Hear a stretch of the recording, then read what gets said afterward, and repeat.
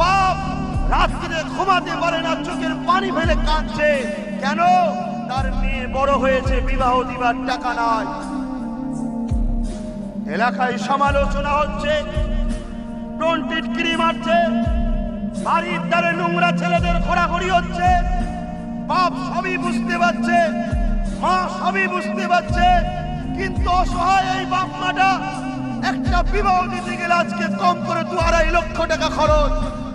অথচ দেখা যাচ্ছে এই সমাজে একদল লোক 10,000 কোটি টাকার মালিক, 20,000 কোটি টাকার মালিক, সব গরিবদেরকে শোষণ করে বড় লোক হচ্ছে। এই জায়গায় যাদের মধ্যে মানবতা আছে, যাদের মধ্যে মানব প্রেম আছে, ওই সকল মানুষগুলোকে ঐক্য হয়ে দাঁড়াতে হবে, দাঁড়িয়ে আইন তৈরি করতে হবে যে বাংলা এবং দেশেতে প্রত্যেকটা গরিব মেয়ের বিবাহ সময় হলে সরকার তার ফান্ড থেকে তাদের বিবাহের ব্যবস্থা করে দেবে। এই আইন করে তোলার দায়িত্ব এই মানবতা প্রেমিকদের দায়িত্ব নেওয়া দরকার আছে না?